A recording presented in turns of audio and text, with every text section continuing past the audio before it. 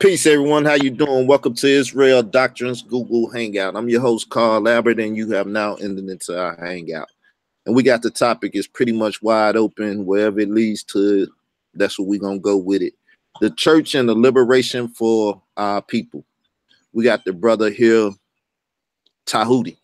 I'm going to let him pretty much explain who he is and everything. When he get ready to speak, I'm going to just open it up and say that my understanding of our history as a people is the church was the main spot for us to do social, political, and economic conversation.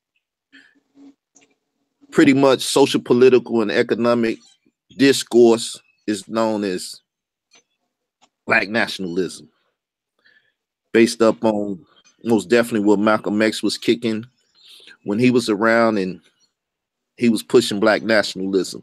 We know that we had the different forms of Black nationalism before it was cornet or whatever. But you know, Garvey and Booker T, countless of others was pushing Black nationalism through the church, basically dealing with the things that affect us as a community, for as education, for as economics, and everything through the church. So there was a question early on Sinetta TV asking, can the church liberate us with the right pastor, with the right headship, leader, and everything? So instead of me being negative and just trying to attack that, I asked this brother if we can have a dialogue on it. So from now, that's pretty much the premise I think we're going to be talking about, and where, you know, we're going to start off from. And now I'm going to pass the mic to him, and we're going to get this thing started. But I'm going to let him introduce yourself. Most of y'all may not know of him, never heard of him. So I'm going to allow him to introduce himself. Peace to the family. First of all, I want to give honor and respect to all my ancestors. And I call on them right now to be a part of this conversation. All the liberators that were out there fighting for the justice and the freedom and liberation of our people, I call on them right now to be a part of this conversation. My name is Tahuti, D-H-W-T-Y. I'm Tahuti of Tahuti's Learning Center. I run the House of Consciousness Facebook page. I'm also the executive director of the House of Consciousness West Coast. I'm here with Brother Israel Doctrine, and we want to talk about this. We want to talk about the direction the church has took and the liberation of our people, and can they lead us again in that direction?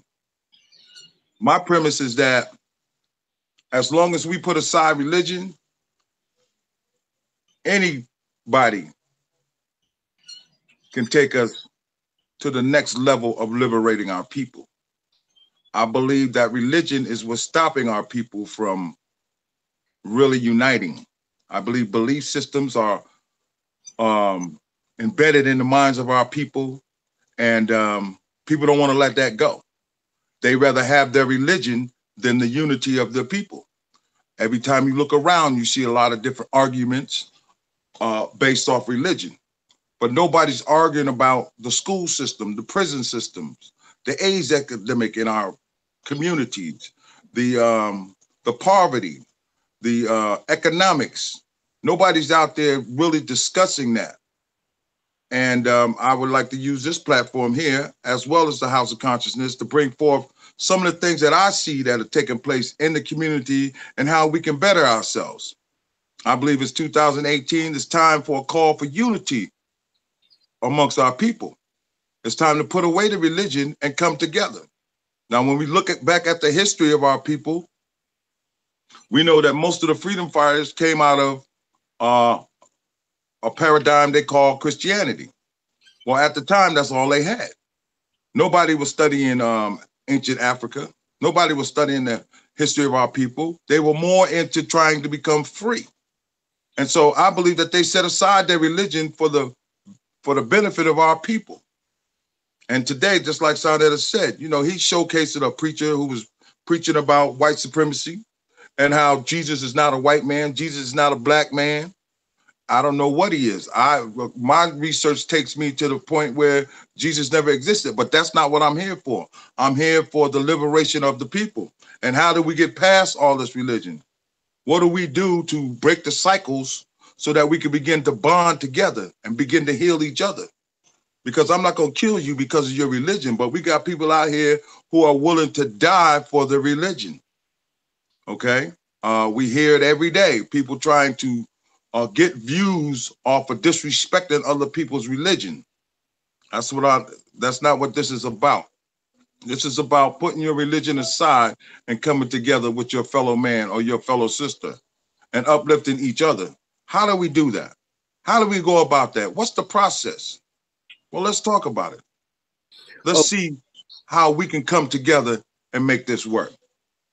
Well, let's see what things we can agree upon and what things that we can reason upon.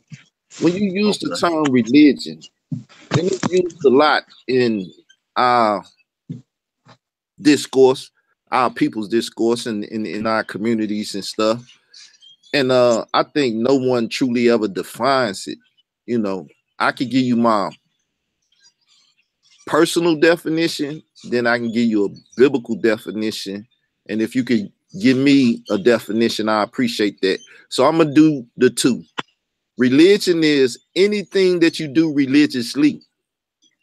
It can be deemed a religion because you do it religiously, whatever that is. That's just my basic definition from my heart. Now, based up on the biblical principle, when you go to the book of James and it say pure religion, it's talk about taking care of the fatherless, the widows, the people that's in need. That should be a religious thing, religious act that we do. That when we see a man go to war, a man get shot down or taken out of, go to prison, taken out of his family life, then the children are fatherless. And if he loses his life, then the wife is a widow. Either way it go, that home, that household need to be taken care of. And based up on the biblical understanding that I get from Genesis to Revelation, that's the biblical layout of what religion is: taking care of the fatherless, the widows, the strangers, and those that's in need. Okay, then let me ask you then. Do you need a religion to feed the homeless? Do you need a religion to feed those that are less fortunate than you? Do you need a religion to help those in need? Do you actually need a religion to do that? No, that's just a religious act that I believe should come about if you care for people. It's a religious act. It's doing it religiously. Once again, this is what religion is to me. And then the act that I see that once you commit is taking care of the people that's in need, the elderly, the youth, so on and so forth. Right. Okay, because again, when you're looking at it from a biblical perspective, that's one perspective. That's a paradigm. Okay, that's the Bible paradigm. You have an Islamic paradigm. You have a Hellenistic paradigm. You have the Abrahamic faith paradigm. You have the Egyptian paradigm. You got all these different paradigms. Okay, all these different what would you call sets? Do we need that to come about, again, helping the people? You know what I'm saying? To me, it's your works with the people. Those are called works. Those are, humanitarian projects where you want to go out and help. Okay, you don't need religion for that. Well, I call all the different paradigms that deal with a myth or a mythological being, in the sense of the word. I use that term. I would like to say deity or supernatural being. In every culture they have one. So in the school of Kemetic thought, it's the Naturs. In the Muslims or the Islamic is Allah. In the Bible is God or Yahshua, Yehoshua, and Yah, and these things. And Right. different.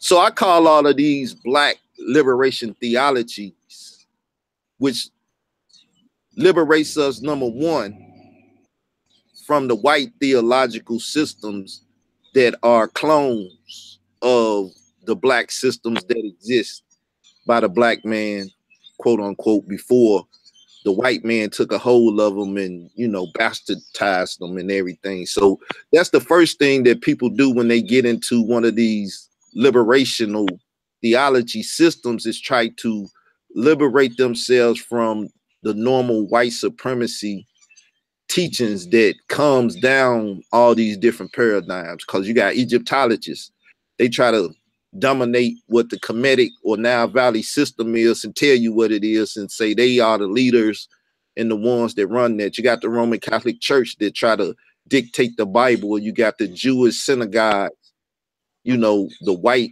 arms of these things that we need to be liberated from too, if we're going to accept the so-called spiritual paradigm or theological paradigm to deal with. We first need to be liberated from the lies and, you know, the misconceptions that's in the ones that we, whichever personal one we choose. So okay, let's take another step up. Okay. We know that white supremacy is in full effect. Okay. True. We know their purpose is to keep us down and keep a foot on our necks, whether it's economically, spiritually, socially, however you want to put it. We know what white supremacy is all about. If not, somebody's living under a rock. We know that they want to be the dominant factor and that they want to control everything and they want to keep us down as a people. Now, the question is, how do we come up from that? I believe one of the ways that we come up from that is we start saying, you know what? I have religion in my house. In other words, in my heart. Whatever my religion is, that's my religion. I'm going to keep that to myself. And I'm going to go out here and fight for schools change, job change, economic change, change on our women, change on our teenagers, change on the prison system. These are the changes that we need structure to. We don't need to put religion at the top of the chart. We need to put religion at the bottom of the chart and say, I'm going out here to fight for my people. That's liberation. Anything else is based off of religion.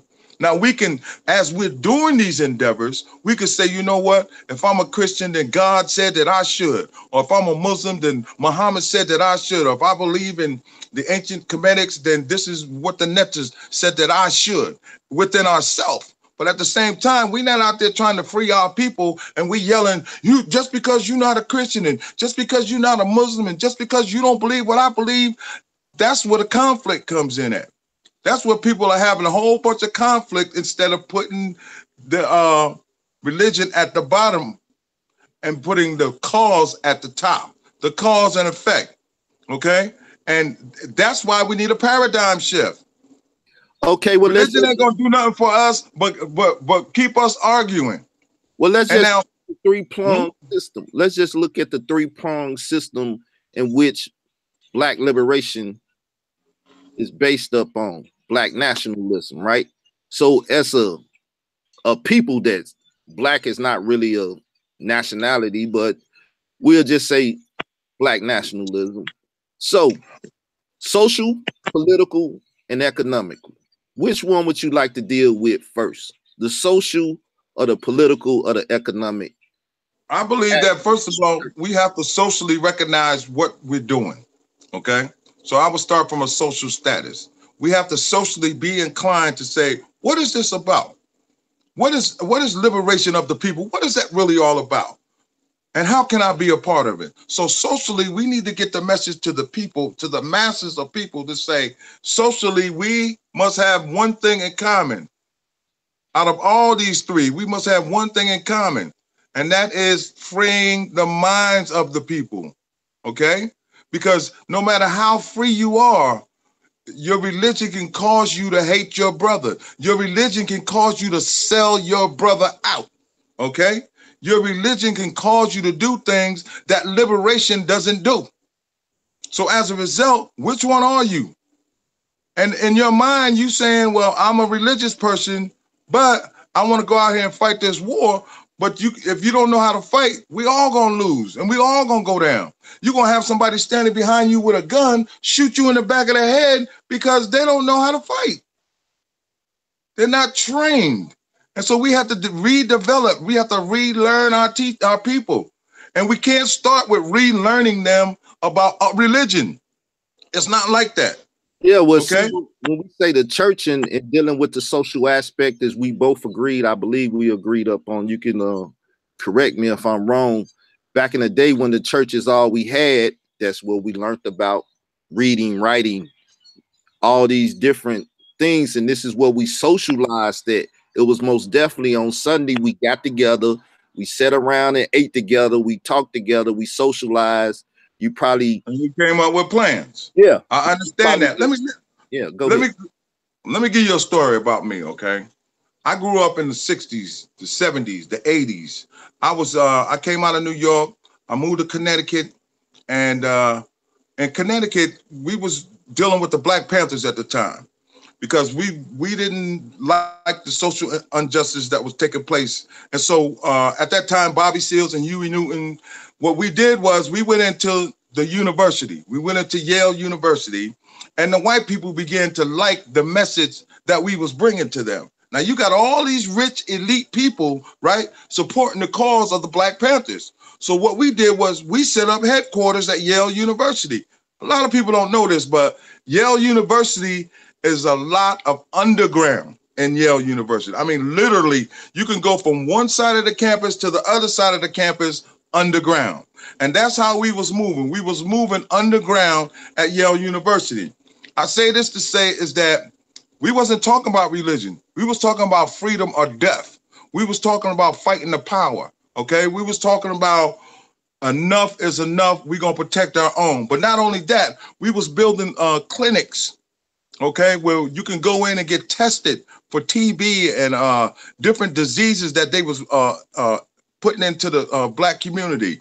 We was setting up food banks where you can go in and get food. We was setting up government programs where we was finding ways for the government to help support what was going on. We was going into the community and we were destroying gang violence. All this was taking place 30, 40 years ago. You see what I'm saying? Through the Black Panther Party. And as a result, now when we look back, have we progressed? Have we really progressed as a people? Okay, when it comes to social justice in the minds of our people, have we really progressed? Okay, because we know economically, we still in the same economic situation we was 40, 50 years ago. Okay, we don't own nothing. Sure, we got these people out here. We got these basketball players and everybody with all this money and stuff. But where's that money going? Collectively, it's not coming to us. Yeah, but Okay, but we're gonna stay on the social level. And remember, right. we were political too. So we're talking social, political, and economic. Right. Socially, there's not a message that's out there screaming loud enough to the people. There must be unity where we can come together. When it comes to the church, I believe it's time to go back into the churches and let the churches become the headquarters where we can sit down and formulate a plan. Right now, the churches ain't doing them but preaching and screaming and saying, hey, this and hey, that. And you know what I'm saying? But what about after church? Why can't the Muslims and the Black Panthers and the Hebrews and everybody else come together in the church, sit down and have a round table and have a discussion on what we could do to better our children? Yeah, why we can't use the church as an after-school program? That's the point that I was trying to make, that the church are institutions, are buildings in which in which we can go in and have these things. Even the temples for us, the Muslims. Even the mosques. Yeah, the mosques, the temples and stuff.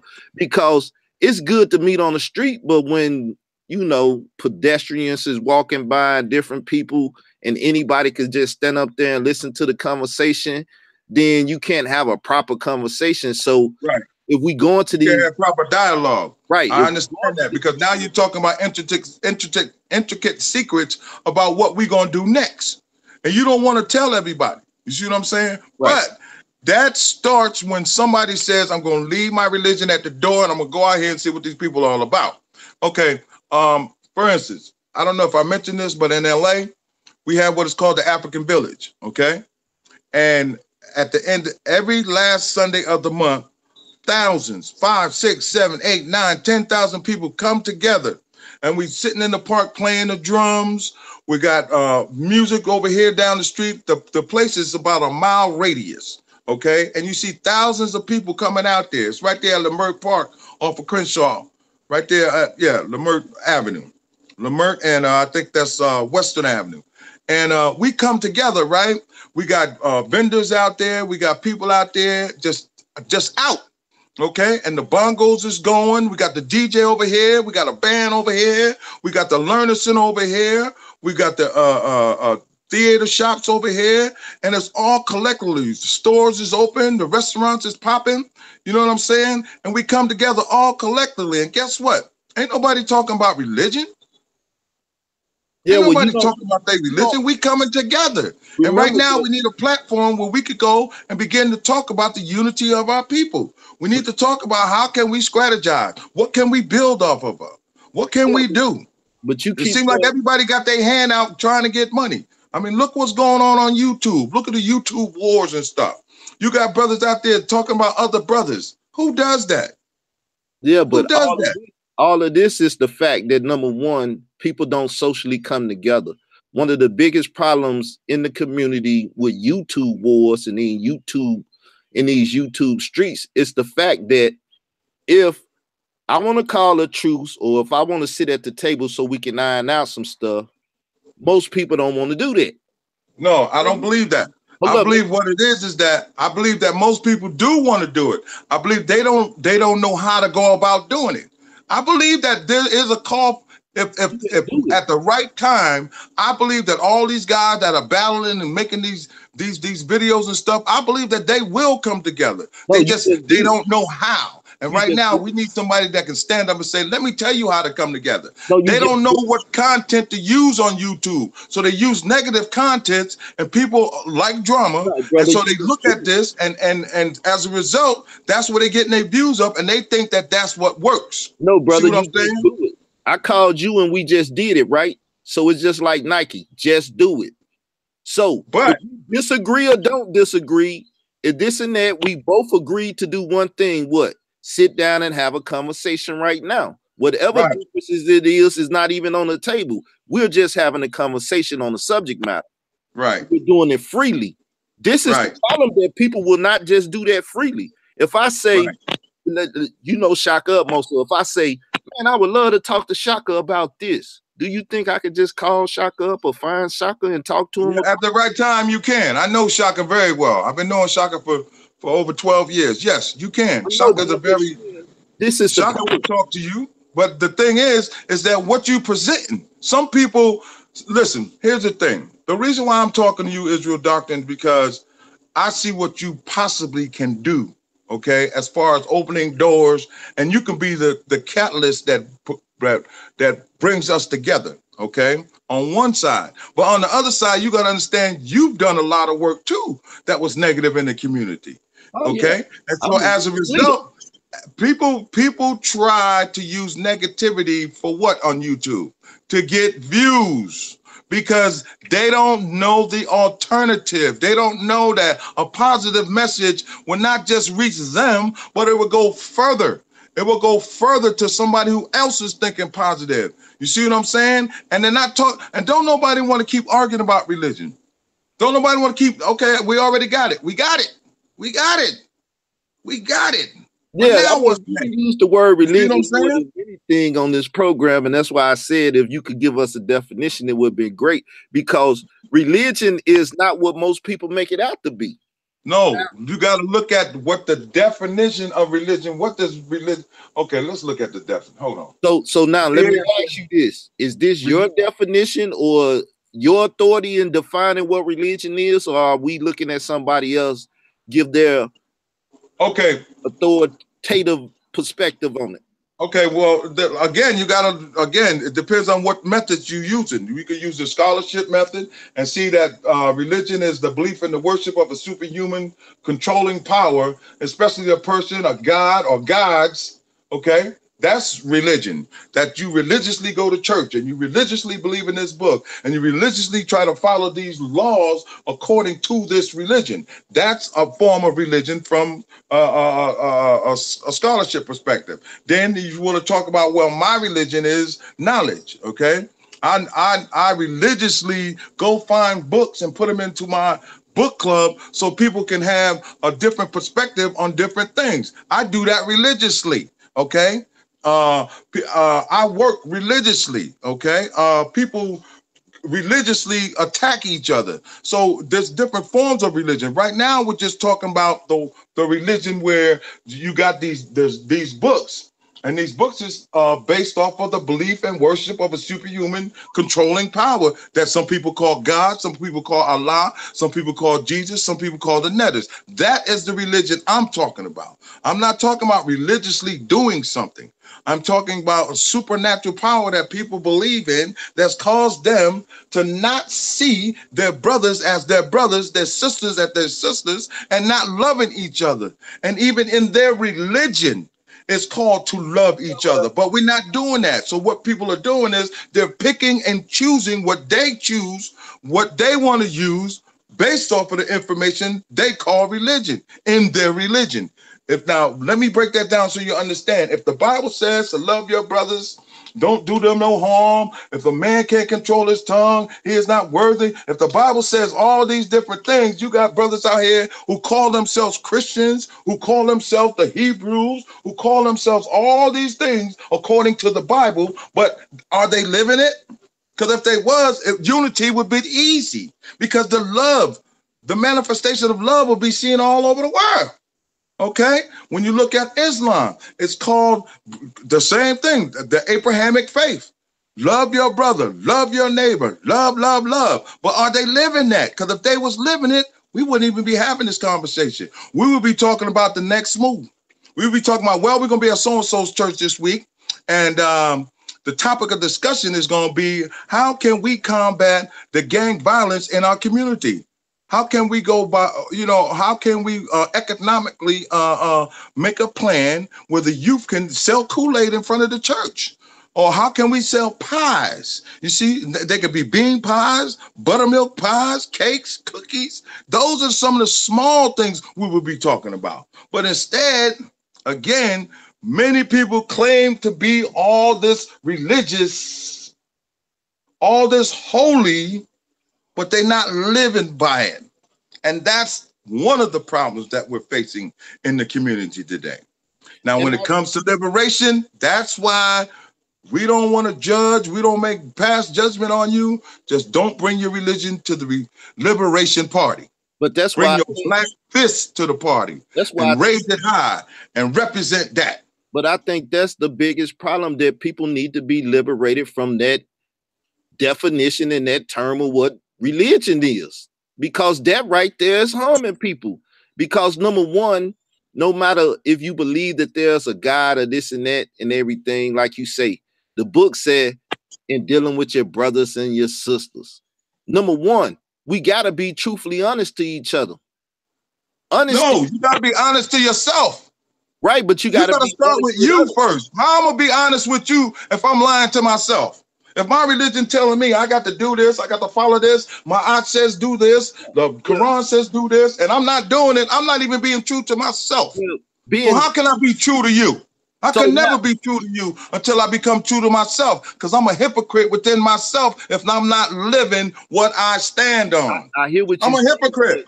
But if you have a hatred or a distaste or disdain for something, and you can't say to your brother that I don't like what you wearing, and then really you're not living according to your religious perspectives. But no, you're living according to what you live a wild lifestyle. Okay. If you're concerned about what somebody got on, but I understand you don't like their representation, you don't like their presentation, and so therefore you got something against this brother automatically off the top. See, that's the conditioning of what religion, and also the conditioning. Brother, listen. If your wife asks you, do you like this dress, and you don't like it, will you tell her, yeah, I like it, though you don't like it? But you got to be honest with yourself and your feelings on the look in the fashion that she wearing. If she asks you your honest opinion, are you gonna give it to her? Or are you gonna please her by telling her what she want to hear? I think that's a wrong analogy. I think the analogy should be like this. Okay. I'm just if I'm out and about, right? If I'm out and about with my brother, right, and I see my brother, right, when I approach my brother, right, what mindset do I have in this approach? Okay, like I said, it starts right here, brother. Say for instance, watch this. Okay, say for instance, we could do an experiment. We could say, okay, we get 5 brothers over here, and all they're gonna do is say, "How you doing, my brother? Black power. How you doing, my sister? Black power." That's the approach, right? Now we're gonna have 5 other brothers over here who gonna just walk by you. Okay, they ain't not gonna say nothing. They're just gonna walk by you. Okay, we could do this in the streets of New York. We can go up in Harlem or wherever a group of black people are and see what happens. Okay, again, it's the psychological approach, bro. We've been beat down so much until we don't even love each other. That's my point. This ain't got nothing to do with religion. It's got to do with the mind. With yourself first, though. You have That's what I'm trying to tell you. You got to love yourself first in order for you to move to the next level. So my thing is to be honest. So if I dislike something, I don't say I like it because it makes. Why would you dislike it if you don't even know nothing about it? I didn't say what it is particular. You could cook or pork roast. I don't eat pork and stuff. So if you ask me, Carl, would you like some of this pork? No, I don't eat that. Thank you for offering, though. That's being honest. I'm just talking about being honest. But that's good. But you're not gonna kill me over that, are you? You're not gonna hate me for that, are you?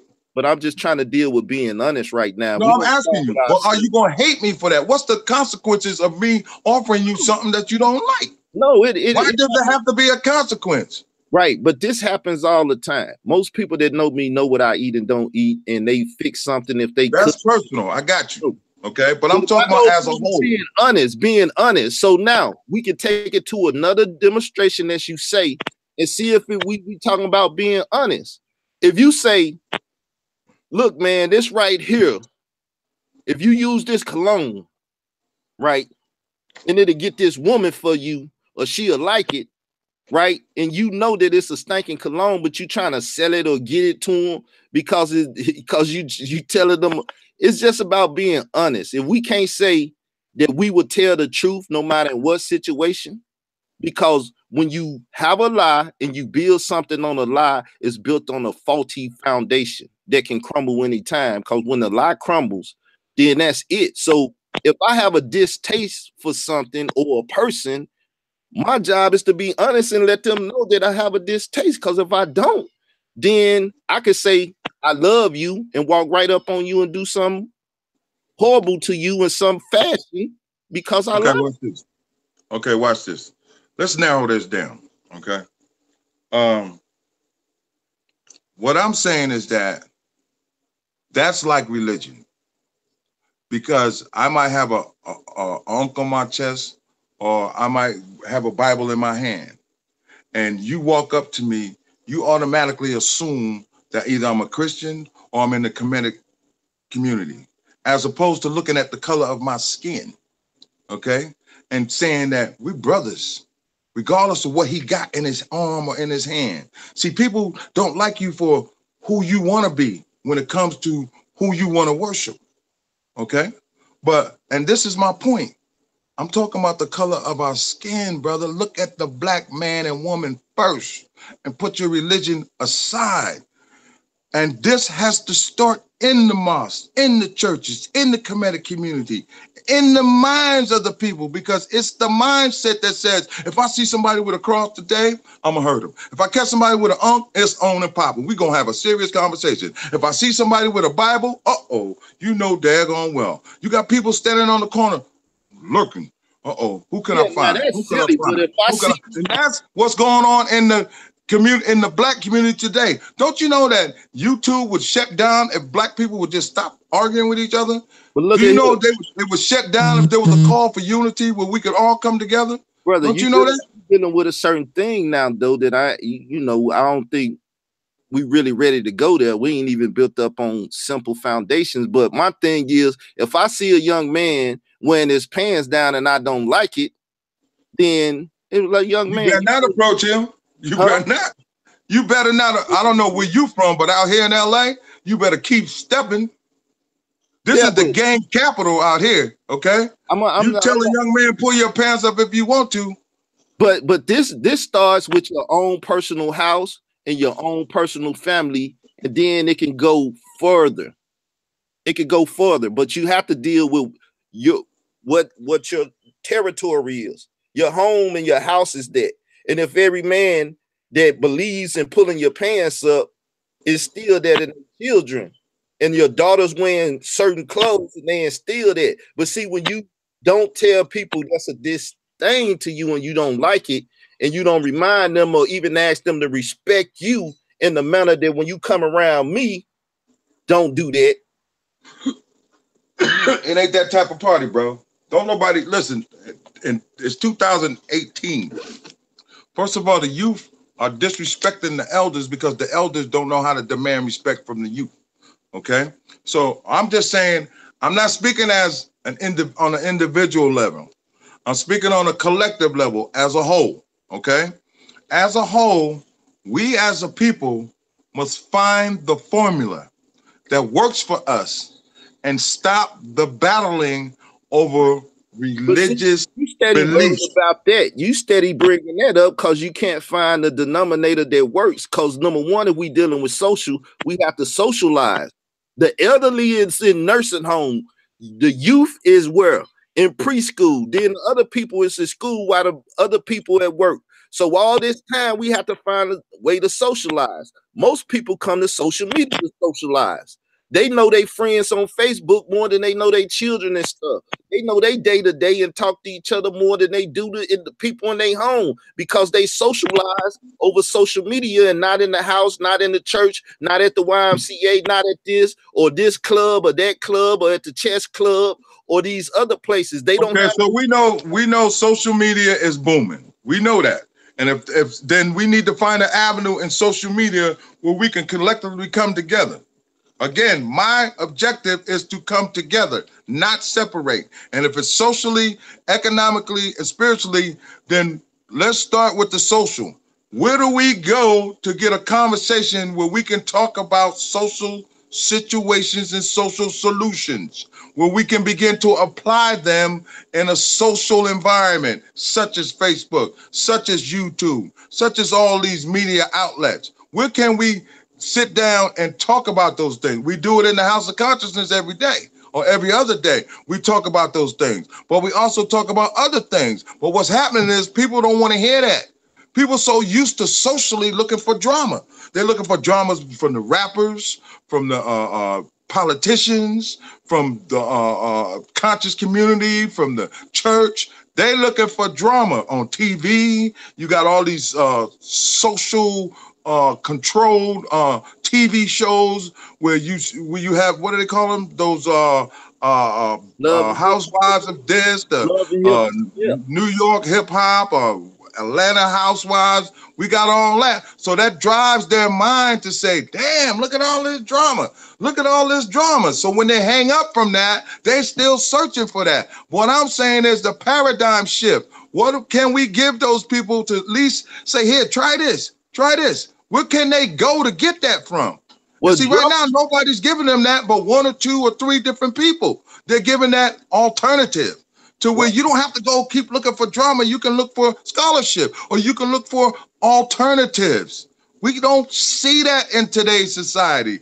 All we see is the hard banging, let's get them, ride or die, I'll kill, I'll do that. That's all we're looking at. And right now, it's time for a shift where we can get all the Christians, all the Muslims, all the people together, regardless of what your religion is, and say, let's talk about it. But listen, brother, this is the problem.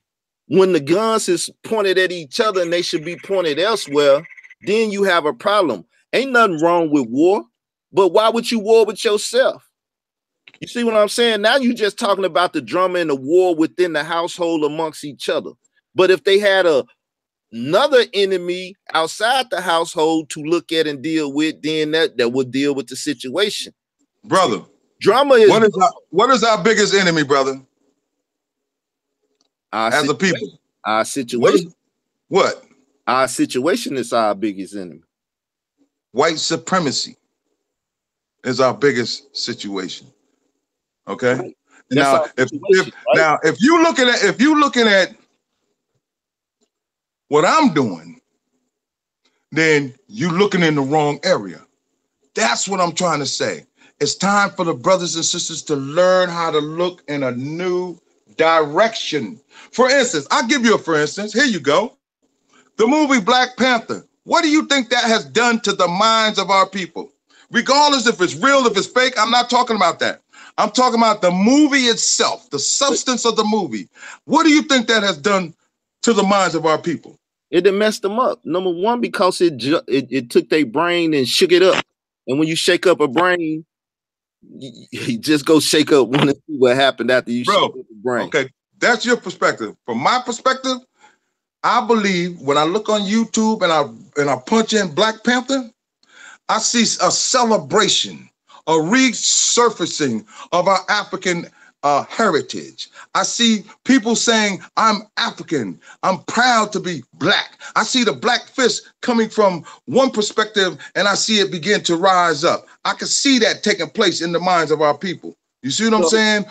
When I go online and I look and I put in Black Panther, I see how the people in Africa are celebrating what's taking place. I see a resurgence of Black power. I see a resurgence of a call for unity. I see a resurgence of a willingness for people to come together and unite under one banner.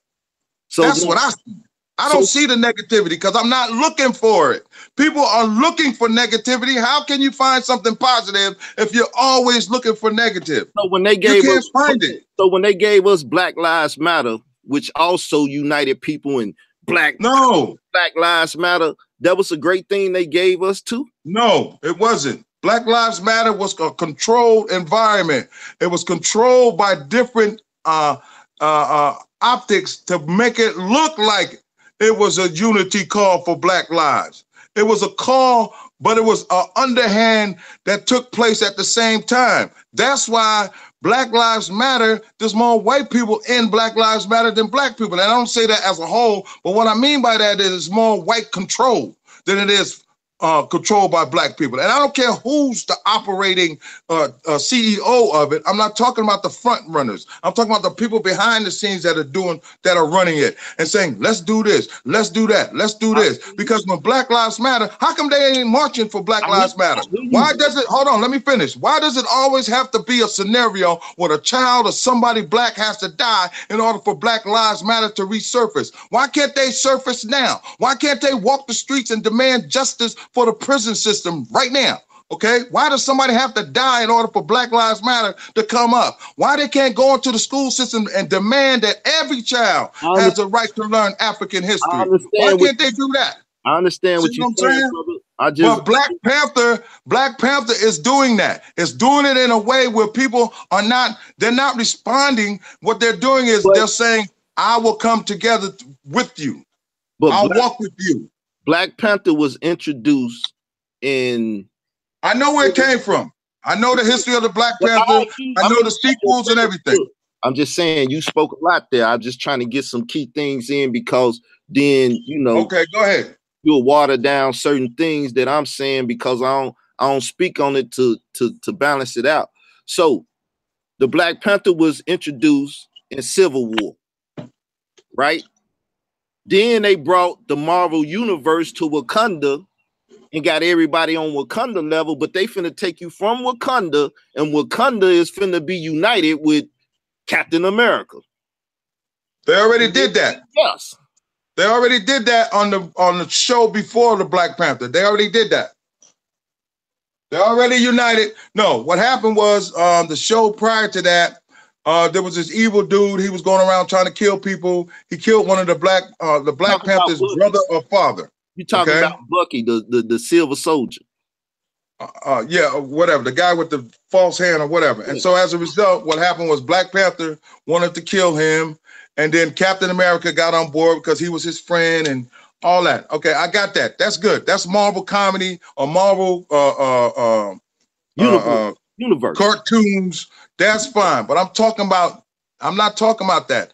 I'm talking about the show, the movie, Black Panther in itself. I'm not talking about the history of this Marvel shit because I'm not interested in that.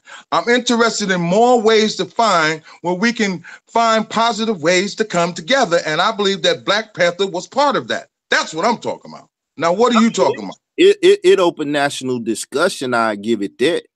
But okay. Anytime you have, I mean, when they did. Now, what else has opened up national discussion about the unity of our people? What else? Give me something else.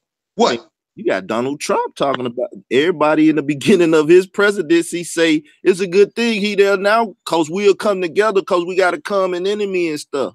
Where we find that at? Where do we find that information at? It was all over the internet when he first came out and stuff. A lot of people. Okay. Where? Tell me where. Some everywhere. The House of Conscience, just Facebook, just some everywhere. They were saying Donald Trump is the best thing to happen to black people because he gonna allow us to come together because now we gonna see with his social programs and different stuff that we need to unite because white supremacy is now about to put their foot on our neck, which will make us have to wake up to that paradigm and deal with that. Okay, now, with that in mind, right? With that in mind, right? Just based off of what you said, right? Right? You said when Donald Trump came into office, everybody looked and said, uh-oh, we got to come together because white supremacy is going to just really take over. The poor are going to get poor. We're going to be more or less fortunate because Donald Trump going to take all the things that America has given us, right? Right? That's what you said, right? I don't want to put words in your mouth. Is that what you said? That's what I quoted people saying. Oh, you quoted people saying. Okay, now, what has happened? Where can we go now and get a discussion right now today and talk about together collectively what we can do to better our situation based off the fact that Donald Trump is president? Where can we go right now and find that information at where we can sit down collectively and talk about that? And this is what I'm saying. The difference between all that and Donald Trump is at least we can go to the, and I'm not using that as the all of all. I'm using that as a leveling, something to play on, a leveling field to say we can go and Google Black Panther and we can see all our people at least trying to do something. Whatever it is, they're trying to do something. Now, there's a lot of different places, but I'm trying to bring that information out of you. I can give you another place, for instance, the RBGs, okay, in North Carolina. They're helping people. I've got a group out in LA. We're helping people.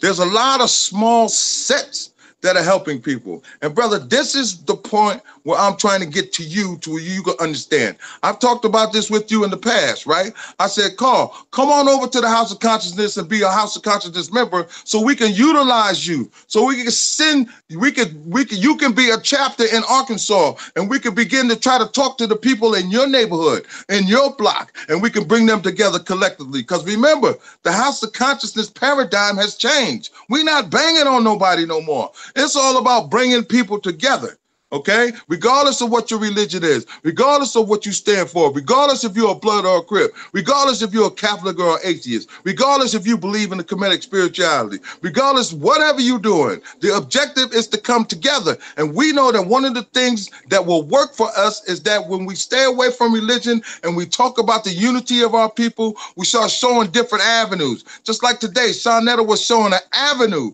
where this brother was exposing white supremacy based off the biblical text where they went in and they created this false identity for the people to worship through a slave master's perspective.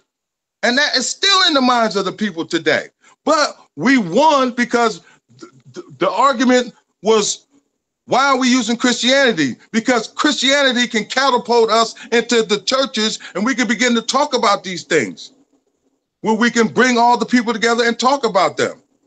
You see? So I'll give a big Black Power fist to what Sonetta is doing. Remember, this is chess. It's not checkers.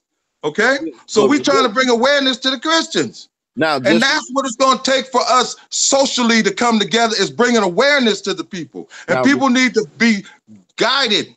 Remember, people need direction. They need to be guided to the right channels, to the right frequency, to the right atmosphere where they can feel comfortable enough to even sit down and listen.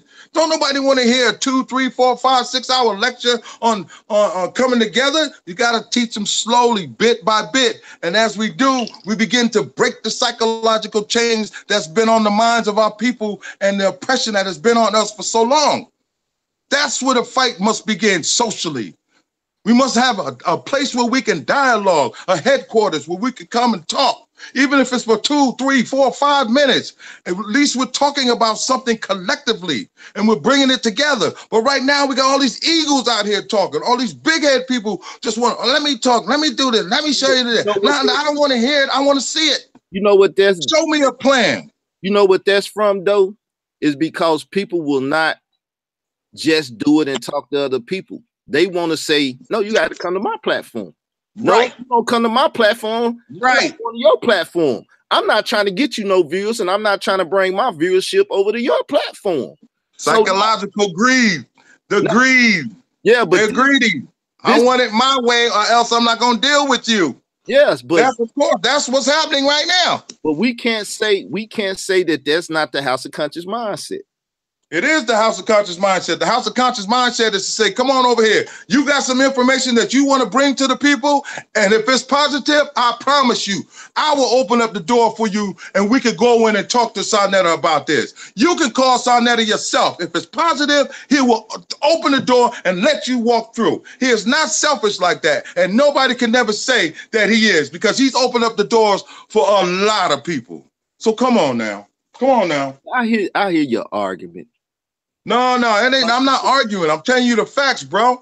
You cannot say that Sarnetta has closed the door to anybody. You can't do that. He's not biased at all. Sure, he has his own beliefs, but when it comes to information, he's putting it out there for you to see it. I don't even want to talk about that if you're going to feel like that. Let's go back to the social way that we can come together socially and begin to make a change, because remember, we got social or economics. We got to talk about that too. And one of the things that people fail to understand is that economically, if we don't come together, we will perish. Well, if we don't begin to build our own schools, open up our own grocery stores, and charter that money in a certain way, we're going to perish. This the politics of it, because now that's what we talking about. You know what I'm saying? With you coming here freely and me not have to twist your arm or do nothing like that, then okay, that's you, and you represent the House of Consciousness. So right now, today, I'm not representing the House of Consciousness. I'm representing Tahuti's Learning Center. That's what I'm representing. I can speak on the House of Consciousness, but I'm not here representing the House of Consciousness. I'm here representing Tahuti's Learning Center, because my objective is to educate my people. Right. So now, once again, it's just do it. So like I say, when it's not an open door policy, like me, my channel has always been open door policy. Friend, foe, it don't matter. It's always been open door, because if we have a disagreement, we can talk about it. So when you say you need a place in social media to sit down, talk, and deal with something, that has always been my platform. Anybody that's has it, brother? Yes. You sure? Yes. Now remember one thing, okay? Well, okay, we're gonna leave that right there. No, okay, let's just use that. No, because I don't want to get off the topic. We're talking about social ways where we can begin to tap into the minds of our people, and how we can generate more positive influences into the minds of our people. That's where I want to talk about. I don't want to talk about the negative, because it ain't gonna get nowhere. I'm more inclined to learn and teach and showcase. Listen, these are some of the things that we can do. One of the things we were talking about was the church, okay? How can we really utilize the church? Okay, some people don't want to hear the preaching. Some people might do. Out of respect for the church, maybe we might have to sit down and listen to a sermon in order to use the facility, so that we can begin to generate different things that are taking place, that we can generate things that take place in that community. But that's politics though, right? That's just coming together. Well, okay, if you want to call that politics, let's call it politics for the sake of arguing. My thing is, what next? What's next? What's the next move? We talk. And who has all the answers? All the talk, answers not gonna come out the church. All the answers not gonna come out the mosque. All the answers not gonna come out the Kemetic sign. But hold on, let me finish, man. Let me finish, and then I'll give you the floor, and I'll be real short. But all the answers collectively can come from all of those different places when we decide to collectively have a think tank. And that's what's missing. We don't have think tanks, brother. It's time to have collective think tanks. And I'm not talking about, you don't have to be the smartest. You don't have to be the most eloquent speaker. You don't have to be the most dynamic person in the room. Yeah. I'm sure there's people out there right now that if they had a place where they can go and call in, and they knew that they wouldn't be scrutinized, they wouldn't be beat up, they wouldn't be perplexed, they would call and they would give their opinion. Oh, let me give you an idea. Here's an idea for you. Hold on, I got one more. I'm gonna tell you. You can have this one. This one's for free. Okay, I'm gonna give you this. I want you, if you want to, have a hotline where people can call in and just leave a comment. Get a number, a phone number. At the end of your show, say, okay, if you the news and views have been from Israel Doctrine, here's a number you can call in and leave a comment about the show. Or if you want to see something better, or you want to see something different from my show, call in. Here's a hotline number. Call this number and leave a comment. I guarantee you, you're reaching out to the people. Let me give you a little background history, and you say you know a little bit, but let me do it for the people edification's sake too. I started on social media just like everybody else on MySpace. I moved to Facebook. When I got to Facebook, due to my paradigm and everything, I was always colliding with people and stuff. So what I did is I went to Blog Talk and opened up Blog Talk. It was free at the time to communicate with the people on Facebook so we wouldn't have to keep typing and stuff. And due to the fact that I'm not your best reader, your best speller and all of that, I tell anybody, if I can do it, you can do it. So I advocate everything you said. You ain't got to be the best talker. You could just use 2-syllable words, 3 or more, mess you up. You still good with me. Babies in the background, it don't matter. And it was to open up dialogue in the community. That's why I said my platform always been that, right? I done interviewed damn near everybody and stuff. That's what my platform has always been for, right?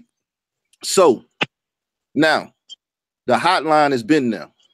I took it down because I don't feel like paying the money and going through opening up the hotline as well as the YouTube at the same time. I started a lot of that, you know, with Tommy and the different people that was doing that. So I love the community, but I started a think tank. Nobody respected the think tank, and it's pretty much what we see today.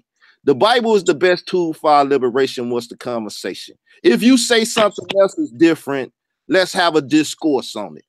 Because economically, we know that the church has money. They gain money every week when they socialize in the church. You could call the Bible the social club. I mean, the church, the social club. When people come there, they drop off 10% and some offerings every week. So every week they bringing in whatever the sum is, however much their congregation of the people that come now. It's one of the most economic things that we have in this community with group economics. And it's due to the fact that you have laws, statutes, and commandments that even Israelites, they too much don't want to do it, but Christians say you got to bring them tithes into the storehouse. And that is where we're supposed to have our economics taking place for us, the community, from the beginning to now.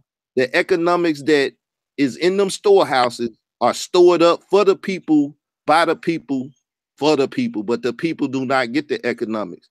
We have even them people in the churches that need to be talked to and dealt with to loose that money and stop buying planes and personal stuff with it, but to actually build things. So now, as you come from the Nile Valley movement, I come from the Israel of God or the IOG movement, which birthed the House of Jacob, the Church of Israel, and Israel, the Church of Jesus. Now, the Israel of God didn't open up a meat house in Chicago. It's gone now because the people didn't even want to support it. It was there also for the Muslims because they have a strict dietary law. But that was an economic thing. Right now, they got a They got a church and they finna build a medical center out there by the church in the spot that they got out there in Chicago and stuff. So now I would say the Israel of God is a perfect blueprint on how the church is supposed to act. When they built the church from ground zero, they hired all black people to do it, to put the money in the hands of our people and not any strangers. So now that's a church. Other churches are called churches too, but do they function as a church? And how the church supposed to function? So even when you go into these buildings that the people that bought it with their group economics and stuff, you even have to correct them, because getting a 501c3 and doing different things like that, you have to deal with those things. So when you say going in a church house, you just can't go in there and use the church without even correcting what's going on in the church, which is politics. And that's where the economics is truly at, because everybody take their economics to the church. Your grandma taking that money to the church. Your auntie taking that money to the church. You know what I'm saying? Your grandpa taking that money to the church. They got a lot of capital today in a lot of different places. So when you say the church, and can the church be a liberational factor for our people, the question is how. If you're gonna go in there, it's called reform. You got to reform a lot of, not just the church, but the people in general, and a lot of systems in general. Because as Dr. Khalil Abdul Muhammad said, Black liberation is the banner that everybody should be flying. I would just say a liberation banner, but that's the banner everybody should be flying. And that's what everybody should be collectively coming together on. Okay. Can you hear me? Yeah. I hear feedback. Go ahead. You turn it down? Okay. Now, what you're saying is that the church should be the headquarters for the call of unity amongst our people. Okay. I'm not going to argue that perspective, because, you also said, but before we do that, we got to reorganize the church. And because we're going into a system that's already established, we have to go in under their banner, whatever church that is.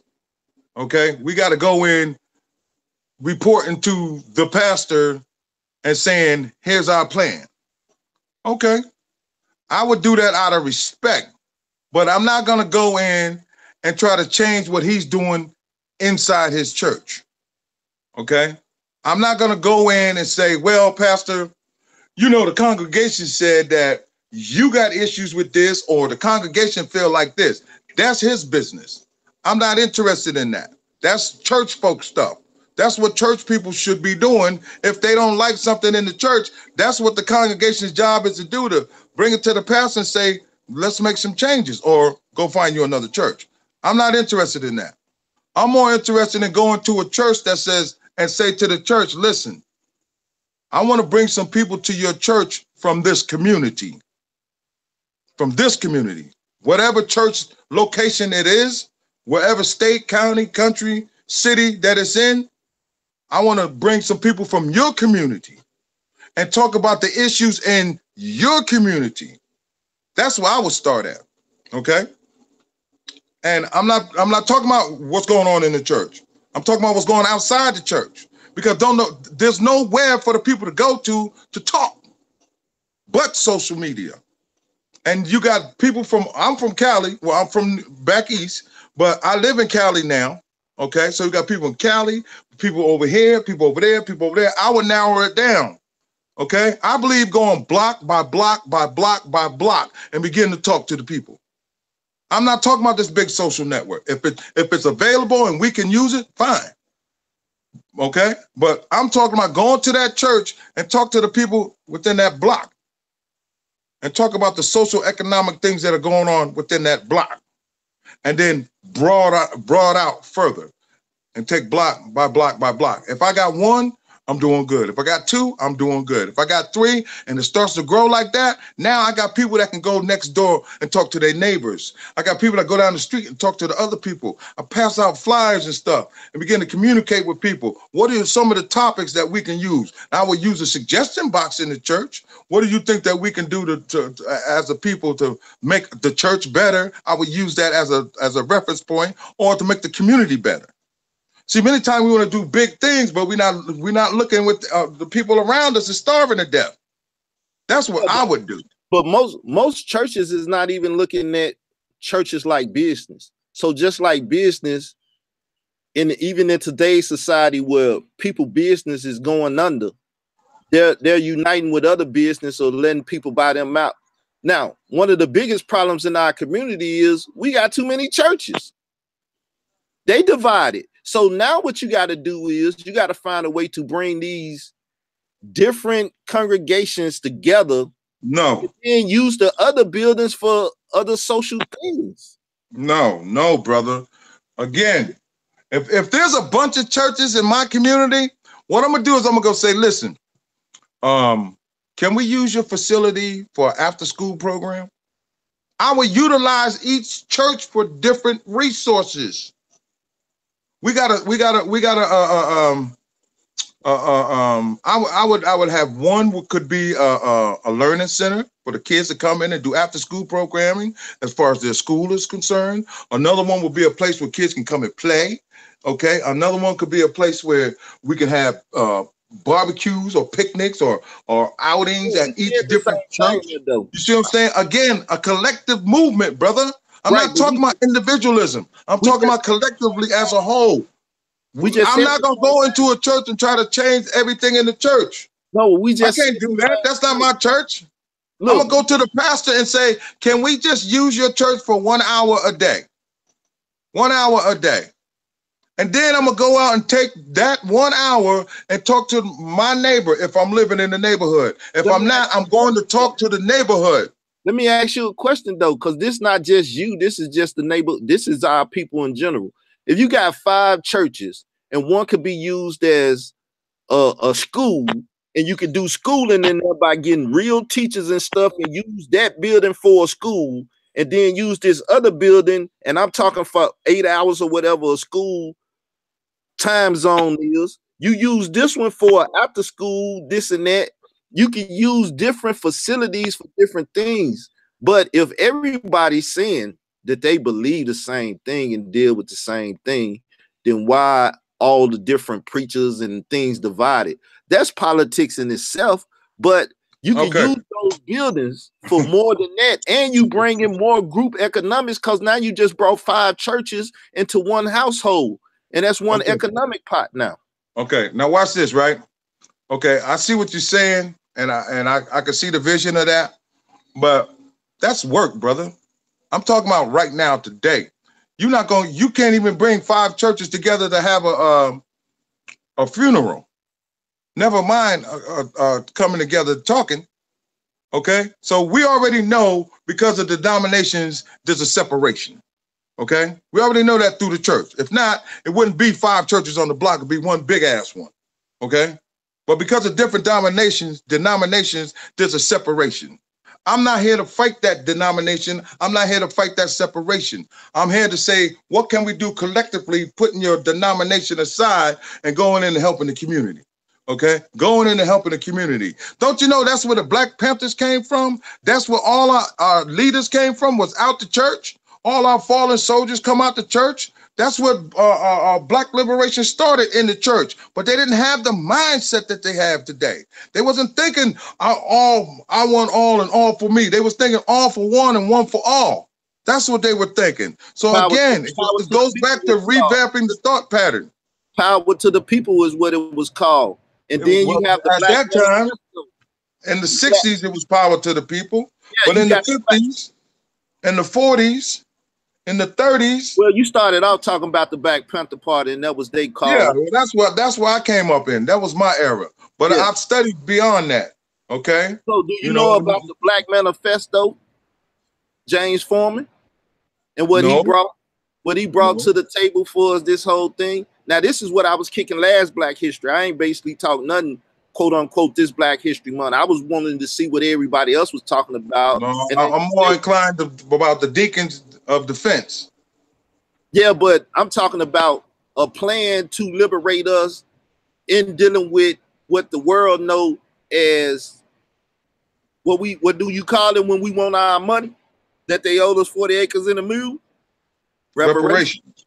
Reparations. So he said the reparation was going to the white churches that also had a hand in producing the ideology for the Klansmen and everybody to keep us in slavery and feel like they could do those things that they did to us because of the fact that we are Ham's seed and Ham was cursed and all of that in the synagogue.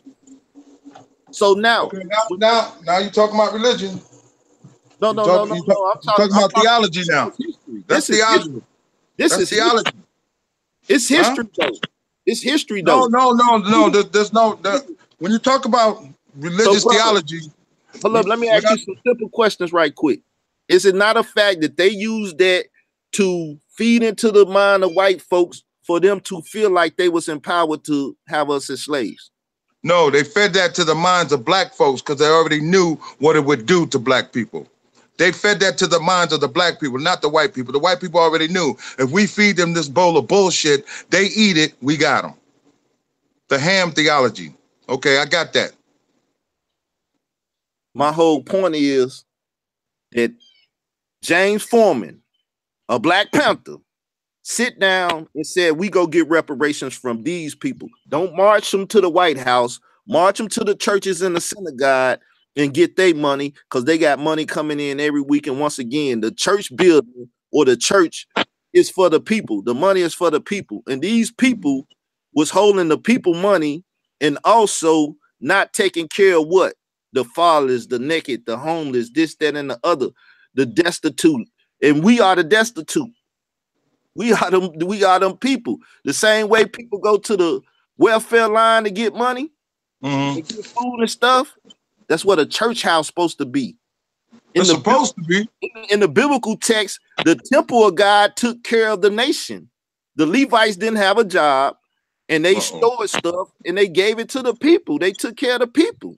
Okay, I got that. I got that. Understand. Listen, bro, I understand what you're saying when it comes to what the Christians did for the people.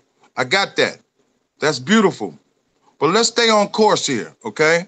And the course is, what can we do now, today, 2018? How can we come in and do a change in the minds of the people? Or do we say the church is the only way that our people is going to come together? It's going to have to walk down the hallways of the church? And if so, how? Now, listen to me. Here's my question to you. If you believe that the church is the avenue that's going to bring the people together, how?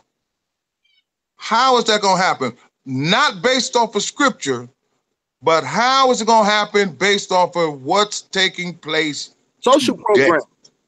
Like I said, the church that I mentioned earlier, they do resumes. They have all kind of social programs. They give out clothing. They give out food. They even have things where people can come and they do a little entertainment and stuff. So it's bringing people to the church, and the church is taking care of the people. They are giving them things that they need. And this way, the community now feel that the doors of the church is open and I can go there. If I need money, people go to the church and even ask for money to help with their rent and stuff because the church. Now with that in mind, right? You saying that that's what's happening today, right? Yes. How effective is it? Very effective. I'm talking about the one that I know of. Everybody is not following that blueprint though, because they don't understand the blueprint. That's why I say it's got to be a reform. You got to reform the church. You got to tell the church once again what it was for. You even got to give it Black history and show that that's what it was for. That if you was running and doing stuff, you went to the church because hospitality is the basis of religion. If that was okay, now what about the license? What about the 501c license? Isn't that a condition of the license to do those outreach programs? Isn't that the condition of having a license? Yeah, 501c is to reach out to the community and reach out to the public. So what they're doing is they're meeting the requirements in order to become nonprofit. That's what they're doing. They're holding up the nonprofit 501c license, and they're saying, okay, based off of these licenses, you have to have certain amount of outreach programs into the community. That's what that sounds like to me, anyway. And because what they won't do is they won't allow a different denomination to come in and say, let's talk about something collectively where we can strengthen our community. They want to do it on their own based off the fact they have a 501c license. They're not doing that because they want to. They're doing it because they have to. And I'm sure it's minimal because that's not being spoken of. No, that's what I'm saying. When you talk about I don't hear nobody saying, I don't hear nobody in no community saying, listen, we this week, this Friday, we're going to have after school program at this church. I don't hear that. This Friday, we have a food giveaway. I don't hear that. Now, they might be doing it, but that's a requirement. Listen, bro. So it's a requirement to have a meat house? What? It's a requirement to have a meat house so your members can eat kosher, clean food? If that's part of the church, if the church is on its own and they're not under the banner of the 501c license, now they running the business. Let me go a little further. Let's get past the church, because now we can start talking about the Nation of Islam. We can start talking about what Farrakhan has done for the people and how he lifted the people out of the madness. Okay, to me, that would be one of the places we would start as well. Okay, we would go into the mosque like they did back in the days, okay? And they would go out into the streets and begin to talk to the brothers one-on-one and bring the brothers in slowly but surely who was on drugs and who was out there being vagabonds and, you know, a whole lot of things that was taking place. The nation sent people to the streets just like they doing today. Okay, they sending people out there in Chicago and different gang banging territories, and they bringing people together. Now that's a format that we can use. Okay, and they're not coming out saying, brother, you got to be a Muslim, or you got to do this, or you got to do that. What they coming out and saying is, you got to learn how to love your brother, because we all brothers. You got to learn how to have peace, because we all need peace. They ain't picking up no Quran and slamming it on them. They saluting and coming out there under the banner of the Nation of Islam. That's why I respect them so much. Okay, they're not saying you got to join in order to be part of us. They're not saying all that. What these churches are saying, you got to give us your money. You got to give us. Okay, I believe in donations and stuff like that too, and I'm sure that the Nation of Islam have some type of program. But look how they've lifted up the community. Look how they lift people higher from where they first met them. Look how now you can see a brother who used to do this. Now he's elevated himself past that. A sister who used to do certain things. She's lifted herself past that. Why? Because of the teachings and the respect that the Nation of Islam has done for our people. Now that's a blueprint that can be used from community to community to community. Because you telling me the church is saying you got 5 churches on one block, right? You got 5 churches on one block, but they can't come together because of denominations. The Nation of Islam is saying, we don't give a damn what your denomination is. Come on in, we'll help you. Right, but see, look, this is what the difference is, and this is what I've been teaching and telling people. You got churchonomics, which you don't have to deal with a 501c3, but even the Nation of Islam got 501c3 business if the nation itself ain't. Now, there's nothing wrong with humanitarian projects for profit. Yeah, but now look, the Nation of Islam move as a nation, and they have a theocracy, most definitely in the Nation of Islam under Farrakhan. Now, under the Hebrew Israelite banner, there's no national movement with them, and it's not a one-head figure in which they tell the nation what to do, like the president, and then there's different governing bodies amongst different. Okay, that's the church, though. Okay, right. That's fine. But look, we ain't got nothing against that. But listen, let me give a little information, because like you say, you like information. When you deal with scholarship, go ahead. when you deal with the church, when you go into the Bible, you go to Acts 7, I think it's 36 or 38, something like that. It tells you the church was in the wilderness. The church itself is the nation of Israel. That's the foundation of the church. And then you have people that can sojourn and come in amongst the church. Now, when you know who the church is, what the church is supposed to do, then the church can function as a body like it's supposed to be. But the church is not functioning as a body like it's supposed to be because, as you say, you got different denominations. Where do denominations come from? It comes from the mother of harlot, the Roman Catholic Church, and the Protestants breaking off, and then people breaking off from that. So now you don't have a theocracy or a governing body where you have a leader that feeds the information down and people move as a national body. Okay, hold up. I beg you different right there. Because what people don't really understand is who's really running things under all these denominations. The Catholic Church is running all these churches, okay? All these churches, that money somewhere is tied back to that Catholic Church. Because remember, you can have a different denomination. You can have a church right here today. It could be Protestant. If that church doesn't uphold its promises, tomorrow it'll be a Catholic church.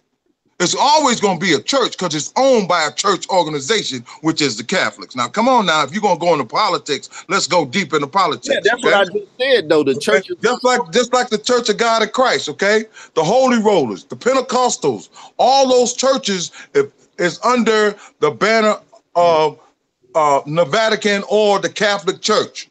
In one form or another, there's an organization that owns that church. Because why? How are you going to get the church started, brother? Most of these little black churches, you see them, that they storefront churches. Okay, those are black-owned churches. I'm talking about the church building, okay? Yeah. Those type of churches, structured churches, okay? Right. So you got to understand, when it comes to that, right, they saying, if you don't pay that money, we're going to shut you down. Right, but that's why I said you got to reform the church. You have to take it out of the Catholics' reach and put it back into the reach of the people. Power to the people. You can't do that. Not that building. You can go find you a storefront and do that, but you ain't gonna do that with that building because that building will always be under that church. That church will never move. You're not gonna buy that church because they're not gonna sell it for you. They're not gonna sell it to you. When you talk about 5 different churches on one corner, you're talking about storefront churches. You're not talking about real church buildings. That's why I'm saying these are storefront churches, storefront beliefs. The church. Okay, now there's a difference. I'm talking about going into these solid churches on the corners and saying, hey, look, Pastor, we need to talk to you about this. I'm talking about where you might see 1 or 2. Okay, we got a church in LA, right? And one of the biggest churches in LA. Okay, I forget the name of it off top. I forget the pastor's name. KC Price got the Christian Center out there, and there's another brother, Bishop Blake. Okay, he got one right there on Crenshaw, right? Do you know how much activity goes on in there, brother? Do you know how much they giving back to the community? See, this is what I'm talking about. Okay, can you imagine if somebody from Frederick Price Church came to your town and said, we want to link up? Or if somebody came from the African Methodist Church and said, we want to link up, we want to implement some of the programs that we have in our church that are working, and we want to put them in your church. Yeah, this is the thing what I'm saying? That's what I'm talking about. You need a headliner. That's what I was talking about earlier, but that's why I'm saying, if people really understood that the church are the people and the buildings are the property of the people, and that they should move as a national body, politics, then you have power because you have numbers. Once you have numbers, you have power. You have buying power. You have political power. You have social power because now you got more people that you could put on the street. This is the thing with the Nation of Islam. And then even with that, not to talk about the prison ministries that basically grow all these people that we see.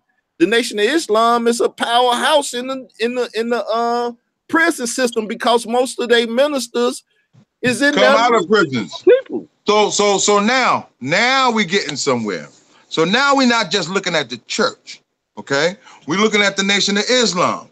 We're looking at using some of their tactics and some of the things that they use to communicate with the people, to mentally begin to break down the stereotypes that have been embedded into their minds. Okay, now we're talking about a social plan. Right. You see what I'm saying? As opposed to focusing on the church, because that's what the topic was. Is the church the place where black people need to come together and begin to make that move? And I don't, you know, like I said, I can utilize the church just for the building, okay? Because I don't want to go in and I don't want to fight with the pastor because of the congregation that has beef. I just want that little door and get the people around in the community, and so we can come together. Yeah, That's it. See, that's the thing where I was talking about. I'm not coming in there with no ideology. Put that shit outside. Yeah, but leave it at the door. I'm coming in there with a plan. I'm coming in there with a social plan. One, let's talk about the schools. Let's look collectively. Okay, now we're gonna go into something deeper. Okay, my daughter is getting a PhD in education and educational leadership right now. Okay, and one of the things that we want to do is we want to challenge the educational system in America, just like Dr. Jeffries did in New York. We want to begin to challenge them and say, hey, you know what? And we don't want to look at this from a black perspective. We want to put Africana studies into the classrooms for everybody to learn. Okay? For everybody to learn. That's one of the things we want to do. Because according to the education system today, they're only teaching us about the shores of America and how we were brought in. They're not talking about outside of America because it's not American history. Well, they said outside of America is African history. They don't want to talk about the indigenous people who were here before them. They want to talk about when they started, when America began to grow. And so they got building blocks where we can't get past this. And so our kids are being manipulated into thinking that that's all they could be is a slave. You see what I'm saying? That's where another paradigm shift must begin to take place. Okay? Also, another thing that needs to begin to take place is how do we begin to support our brothers and sisters who are out there in the struggles and who can't get no activity, and people can't begin to see or hear the voice of the people. You see what I'm saying? It has to start on the ground. You remember Sarnetta always said, "What you doing out there in them streets? What you people behind the computer doing all this and doing all that? What you doing out there in them streets? How you working them people out there?" You see? That's how you get them people to begin to listen. Okay? Yeah, and well, there are stages out there. It might not have to be the church right now. Right now, we are utilizing the African Village every third Sunday of the month. Okay? And we're going out there talking to the people, and we're bringing them collectively together. We're talking about Sarnetta TV. That's why you hear a lot of different calls coming from California now. Okay, and we're telling them about what's going on in California. I mean, what's going on in the House of Consciousness, because that's the place where people can begin to speak. Huh? For the most part, the term is to mobilize. Y'all are mobilizing, and y'all. Okay, if that's what you want to use, yeah, we're mobilizing and we're putting the information out there to the people. But at the same time, we're feeding them too. Okay, we feed the homeless. We feed about 400 homeless people every Sunday. That's how you gonna get our people anyway. These people out here starving, they need certain stuff. If you come with socks in the wintertime and some winter coats, if you come with certain things that people need, they're gonna listen. Stuff, they gonna gravitate to you because you coming with what they need. This is the black community act like they don't understand, but that's why the government and people say, well, we on the beast titty. Why? Because the beast feeds you. They give you a phone, they give you some stamps and stuff, and you gonna run to that office and deal with them and sign all kind of paperwork to get it. That's true. We are starving, okay? And right now, again, we need to make a change, okay? Look, brother, how long have we been on here? I mean, it's all good. Whenever you need to bounce, we good. We just conversating. Okay, yeah. I want to close it out now because, I'm not gonna hold you hostage. No, I wouldn't let you do that. Okay, but listen, what I want to do is, wait a minute, where we at? Can you see me? Yeah. Okay, what I wanted to do was also do this presentation to the people, okay? I have a learning center, all right, where, you know, I'm bringing information to the people. Let me go over here right quick and show. Promote some now, just call it what it is. No, I'm giving people a place. Okay, if I was Okay, if that's what you want to call it, bro. It I'm not gonna is. argue a fight with you, man. I'm just gonna put this out there for the people, man, because I believe this is a place where they need to know. Okay. Let me see if I could let me turn my phone around. Okay. You can just flip the phone. Okay, you got it. Can you see my screen right there? Yeah, we can see it. Okay, this is Tahuti's Learning Center. Okay.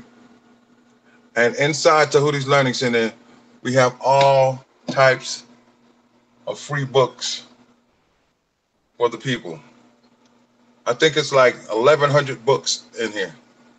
Okay. But we also have videos, we have blogs, but most of all, we have books. Okay. And I'm Let me talking ask about you this.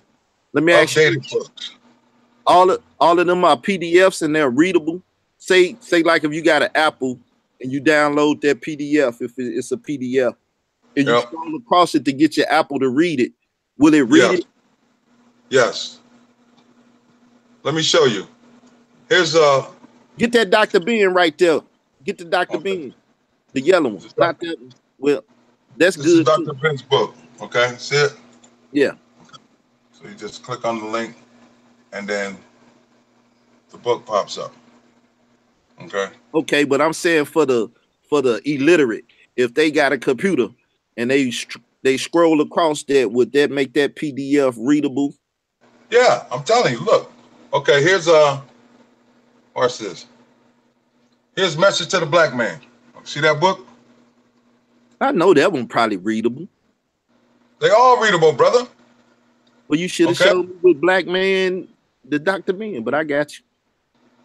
I just did. Okay, let me show you something else. Let me show you something more important. Go up here. See this right there? That's a search engine, right? Put in Dr. Ben's name. Look what happens. See that? Yeah. Look at his book right there. Okay? Black Man of the Nile and His Family by Yosef Ben Jochanan. See that? Okay. Go right here. Click on that link right there to the book. Okay? What happens? It's downloading right now. Okay?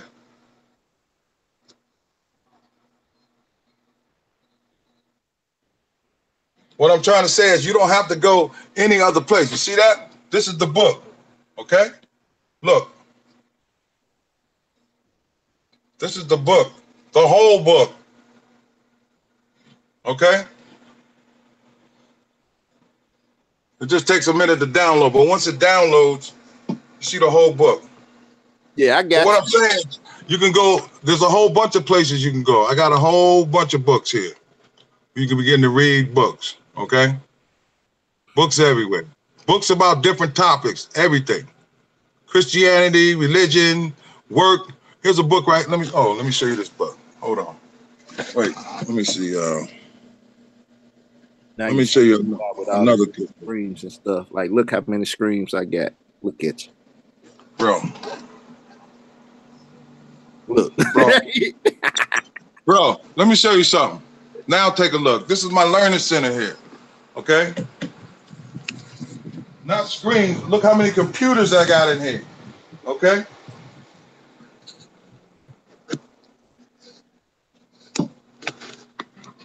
I'm serious about trying to get this information out to my people. That's all, bro.